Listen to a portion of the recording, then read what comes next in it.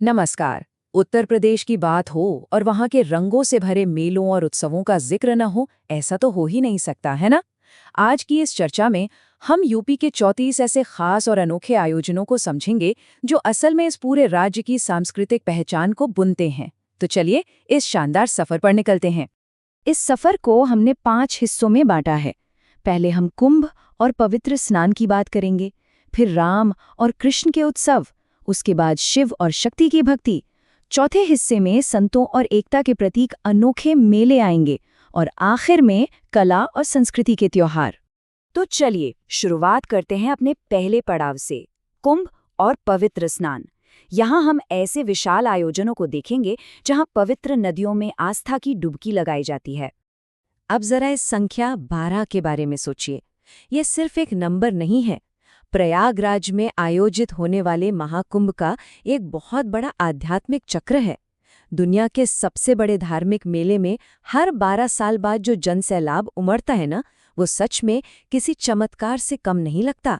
प्रयागराज का जो पूरा आध्यात्मिक कैलेंडर है, वो मुख्य रूप से 2 बड़े आयोजनों पर टिका है। एक तरफ है विशाल महाकुंभ जो 12 साल में एक बार आता है, और दूसरी तरफ है ठीक उसके आधे समय यानी हर 6 साल में आने वाला अर्धकुंभ।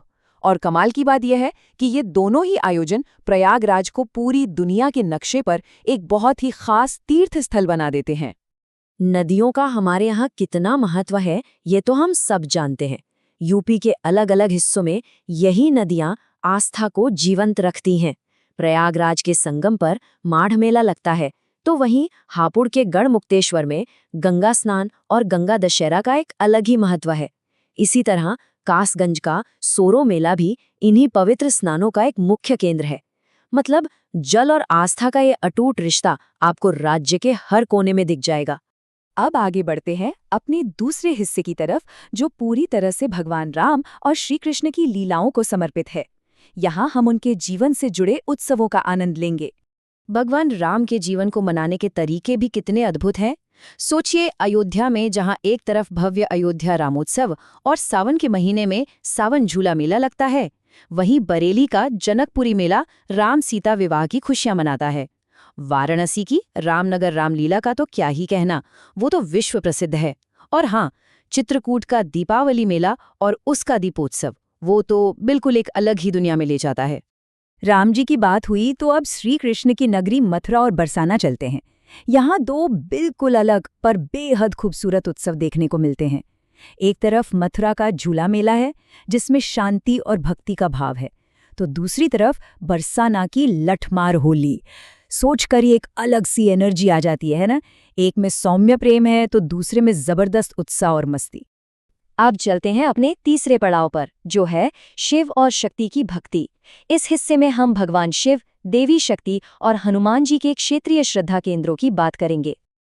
अगर हम अलग अलग क्षेत्रों की बात करें तो आगरा का कैलाश मेला और वाराणसी का शिवरात्रि मेला बहुत ही प्रमुख हैं। लेकिन सबसे दिलचस्प पता है क्या है? लखीमपुर खीरी का गोला गोकर्णनाथ मेला। इस जगह को छोटी काशी भी कहा जाता है। और सिर्फ शिवजी ही नहीं, लखनऊ में हनुमान जी को समर्पित बुढ़वा मंगल मेला लगता है, जो वहां के लोगों की गहरी आस्था का बहुत बड़ा प्रतीक है। अब आती है देवी शक्ति की बारी। सहारनपुर का शाकंभरी देवी मेला, मिर्जापुर का विंध्याचल मेला जहां मां विंध्यावासिनी का मंदिर है, और बलरामपुर का देवी पाटन मेला। ये सारे स्थान और शक्तिपीठ आस्था के कितने बड़े और शक्तिशाली केंद्र हैं, ये वहां की भीड़ और उत्साह देखकर ही समझ आ जाता है। अच्छा, इन सब धार्मिक और आध्यात्मिक बातों के बीच मेरे दिमाग में एक सवाल आ रहा है। क्या कुछ ऐसे मेले भी हैं जो धर्म से थोड़ा आगे बढ़कर हमारी सामाजिक एकता या फिर किसी अनोखे व्यापार का प्रतीक हो? चलिए इस दिलचस्प पहलू को भी समझते हैं। और यही हमारा चौथा हिस्सा है, संत, एकता और कुछ अनोखे मेले। यहाँ हम ऐसे आयोजनों को देखेंगे जो हमारे समाज के ताने बाने और लोकल कॉमर्स को जोड़कर रखते हैं। देखिए, ये सिर्फ मेले नहीं हैं, ये सच में हमारी एकता के जीते जागते प्रतीक हैं। मेरठ का नौचंदी मेला ही ले लीजिए, क्या कमाल की हिंदू मुस्लिम एकता की मिसाल है। बिल्कुल वैसे ही बाराबंकी में सूफी संत हाजी वारिस अली शाह की याद में देवा मेला लगता है, जहां हर धर्म के लोग आते हैं।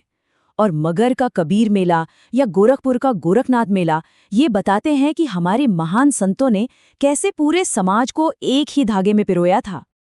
अब संतों की बात हुई है तो कन्नौज के मकनपुर मेले का जिक्र करना तो बनता ही है। और जानते हैं क्यों? क्योंकि इसका कारण बिल्कुल ही अलग है। ये मेला ऐतिहासिक रूप से अपने घोड़ों के व्यापार यानी हॉर्स ट्रेडिंग के लिए बहुत फेमस है। सोचिए, सदियों पहले ये मेले कितने बड़े इकोनॉमिक और ट्रेडिंग हब हुआ करते थे। इसके अलावा भी कुछ बेहद खास मेले हैं, जैसे आगरा का बटेश्वर मेला, जहां पशु व्यापार और आस्था का अनोखा संगम दिखता है। अंबेडकर नगर में गोविंद साहब मेला, सीतापुर का पौराणिक नैमिषारण्य मेला और शाहजहांपुर का काकोरा मेला। ये सब आज के इस आधुनिक दौर में भी हमारी रूरल इकोनॉमी और सदियों पुरानी परंपराओं को जिंदा रखे हुए हैं। तो चलिए, अब हम आ गए हैं अपने आखिरी और सबसे रंगीन पड़ाव पर, कला और संस्कृति के उत्सव। ये हिस्सा पूरी तरह से धर्मनिरपेक्ष समारोहों और लोकल हेरिटेज पर फोकस करता है। कला और कल्चर के शौकीनों के लिए यूपी में बहुत कुछ है। आगरा का ताज महोत्सव अपने आप में हैंडीक्राफ्ट्स और आर्ट की एक विश्व प्रसिद्ध धरोहर है। वहीं लखनऊ महोत्सव में आपको अवध की नज़ाकत और तहजीब का पूरा जश्न देखने को मिलेगा। और मिर्जापुर का कजरी मेला, वो तो वहाँ के क्षेत्रीय लोकगीतों को आज भी जिंदा रखे हुए हैं। ये उत्सव हमारी परंपराओं को मॉडर्न दुनिया से जोड़ते हैं। और अंत में वाराणसी के दो सबसे चमत्कारी उत्सवों को देखते हैं। एक तरफ है कार्तिक पूर्णिमा मेला, जहां मुख्य रूप से गंगा स्नान और दीपदान होता है, और दूसरी तरफ देव दीपावली, जब गंगा के घाटों पर लाखों दिए एक साथ जलते हैं तो वो नज़ारा बस बिल्कुल जादुई लगता है। इन दोनों त्योहारों का अपना एक अलग ही आकर्षण है। तो इन 34 प्रमुख मेलों को इतने करीब से जानने के बाद क्या आपके दिमाग में ये सवाल आता है कि ये सदियों पुराने आयोजन आज के दौर में भी लोकल इकोनॉमी और हमारी आधुनिक पहचान को कैसे आकार दे रहे हैं? सच कहूं तो ये मेले सिर्फ इतिहास की किताबों के पन्ने नहीं हैं, ये आज भी यूपी के व्यापार, कल्चर और एकता की धड़कन है। उम्मीद है इस चर्चा ने आपको इन उत्सवों को एक नए नजरिए से देखने का मौका दिया होगा। एक बार खुद जाकर इन्हें जरूर महसूस कीजिएगा। इस सफर में हमारे साथ जुड़े रहने के लिए बहुत बहुत धन्यवाद।